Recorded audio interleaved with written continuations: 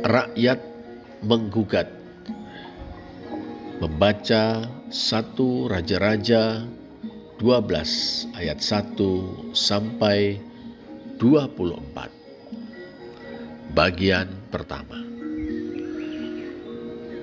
Raja Salomo telah wafat. Pangeran Rehabeam, putranya, siap menggantikan sang ayah di singgasana Israel Raya. 1 Raja-Raja 11 ayat 43. Akan tetapi ia tidak bisa langsung dinobatkan. Ia harus pergi ke Sikhem, menghadiri pertemuan akbar, sebuah majelis rakyat yang bakal mempertemukannya dengan seluruh Israel. 1 Raja-Raja 12 ayat 1. Mengapa? Wajar kita mencandra betapa Pangeran Rehabeam bertanya-tanya. Sepanjang ingatan sang pangeran, ayahandanya mendiang Raja Salomo dinobatkan di Yerusalem tanpa kehadiran majelis rakyat. Mendiang Raja Daud sendiri yang mengangkatnya. 1 Raja-Raja 1 ayat 30. Imam Zadok dan Nabi Nathan yang mengurapinya. 1 Raja-Raja 1 ayat 34. Dan para pejabat tinggi, perwira, dan prajurit loyalis Daud yang berpawai mengaraknya. 1 Raja-Raja 1 ayat 38. Rakyat sekedar mengeluh-elukannya. Hidup Raja Salomo. 1 Raja-Raja 1 ayat 39. Namun Rehabeam mungkin ingat penuturan para guru ilmu politik dan ketatanegaraannya. Juga orang-orang tua yang bestari dan bijaksana. Kakeknya mendiang Raja Daud dinobatkan di Hebron berdasarkan ikatan perjanjian dengan segala suku Israel di hadapan Yahweh Allah Israel. Lihat 2 Samuel 5 ayat 1 dan 3. Perjanjian tersebut mengharuskan Daud sebagai Raja Israel untuk menegakkan keadilan dan kebenaran bagi seluruh bangsanya. Lihat 2 Samuel 8 ayat 15. Sekarang pikir Rehabeam, apakah majelis rakyat akan mengulang perjanjian rajawi itu dengan dirinya? Bukankah mendiang Raja Daud telah mendirikan sebuah wangsa atau dinasti untuk memerintah Israel Raya? Dengan mengulang perjanjian rajawi, para wakil bangsa Israel ingin mulai dari nol, yakni mengangkat raja seturut dengan aspirasi mereka. Jelas mereka membelakangi ketetapan Daud yang konon disahkan oleh Yahweh sendiri melalui Nathan nabinya. Lihat 2 Samuel 7 ayat 16. Ini sebuah pembangkangan. Pertanyaannya, mengapa? Di samping itu, majelis rakyat berhimpun bukan di Yerusalem, melainkan di Sikhem. Pangeran Rehabeam harus menghadap mereka di sana. Dengan jalan itu, mereka tidak saja telah menghina sang putra mahkota. Lebih dari itu, mereka juga telah melecehkan mendiang Raja Daud yang telah membuat Yerusalem menjadi ibu kota Israel Raya. Bahkan mereka telah melecehkan mendiang Raja Salomo yang telah mempermegahnya dengan proyek-proyek mercusuar Baitullah. 1 Raja-Raja 6 ayat 37 dan 38 dan keraton hutan Libanon. 1 Raja-Raja 7 ayat 1. Lagi-lagi pertanyaannya, mengapa? Sikhem adalah kota keramat di Israel. Di sanalah suku-suku yang berintikan para eks-budak dan kaum tani merdeka mengukuhkan diri sebagai konfederasi di bawah naungan sosok ilahi yang diyakini sebagai pembebas. Yosua 24 ayat 1, ayat 24 dan 25. Konfederasi itu bernama Israel. Pembebas itu adalah Yahweh Allah Israel. Jadi Sikhem adalah kota yang melambangkan Israel sebagai bangsa yang merdeka, setara, dan bersaudara. Sikhem juga merupakan salah satu dari 6 kota perlindungan di Israel. Lihat Yosua 20 ayat 7. Di kota perlindungan, seorang terduga pembunuhan beroleh suaka. Sampai terbukti bersalah, nyawanya selamat dari pedang penuntut darah. Dengan perkataan lain, kota perlindungan adalah upaya untuk menegakkan asas praduga tak bersalah bagi terduga pelaku pembunuhan. Sikhem adalah sebuah kota di mana hukum ditegakkan dengan menjunjung peri kemanusiaan. Tetapi Sikhem juga menjadi saksi atas upaya awal orang Israel untuk mendirikan negara.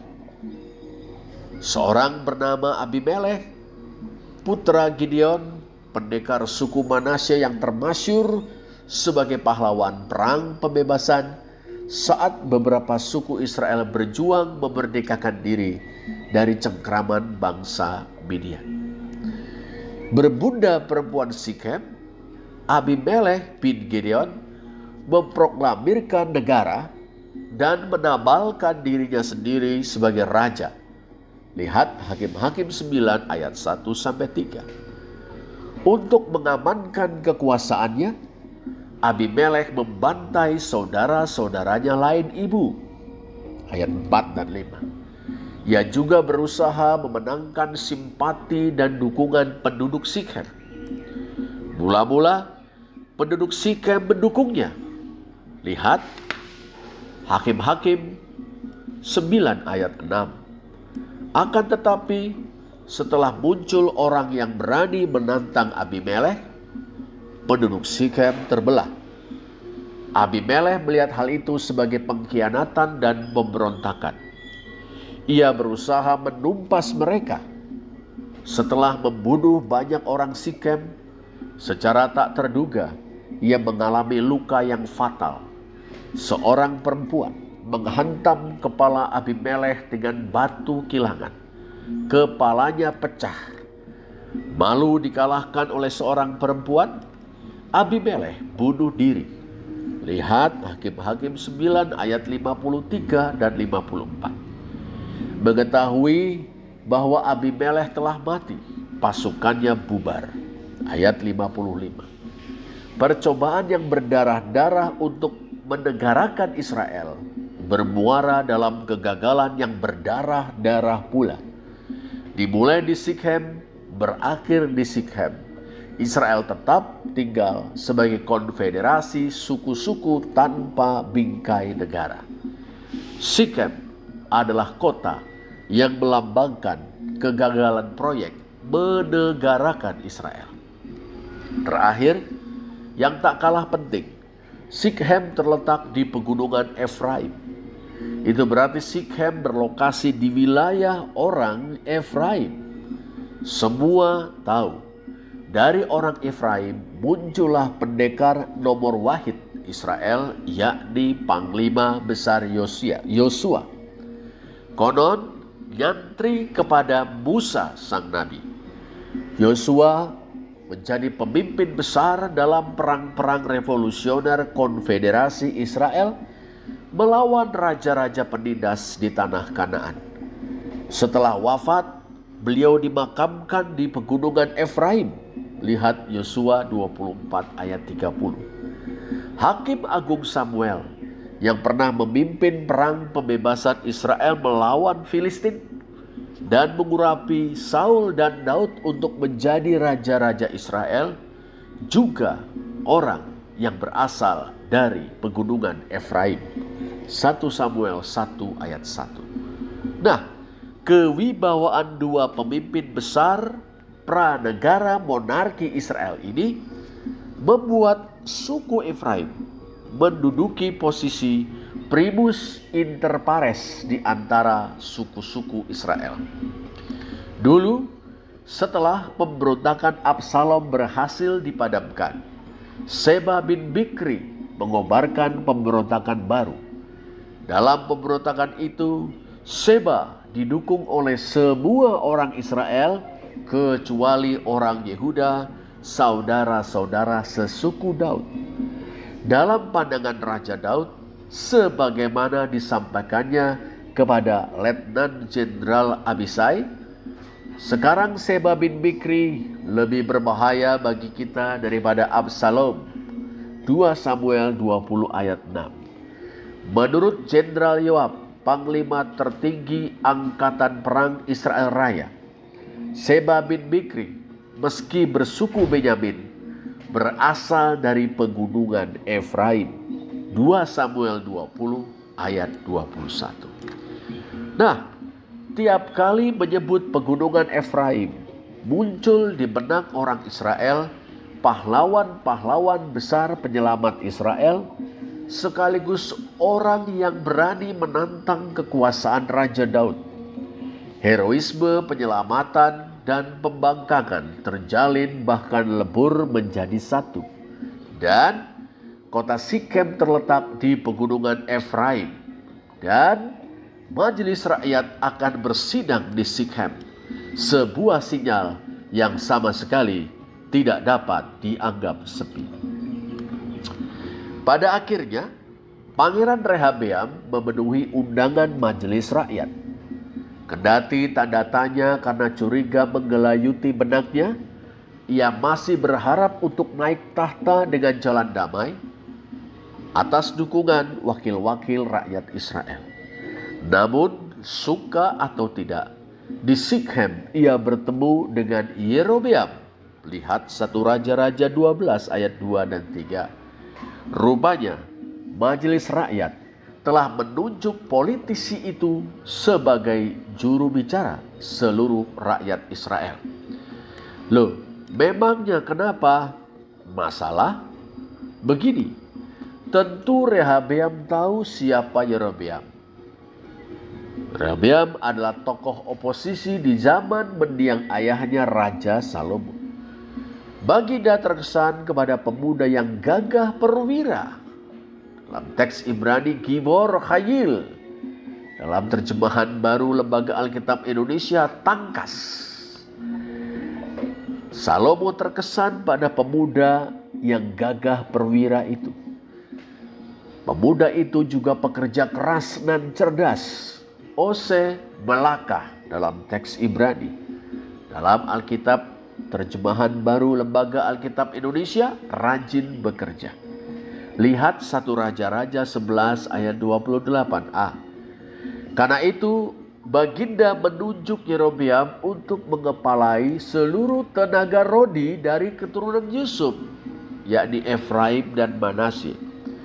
Tujuan mereka mendirikan benteng Milo untuk memperkuat Yerusalem. Lihat 1 Raja-Raja 11 ayat 27 dan 28. Yerobeam menanggapi hal itu menjadi sangat geram.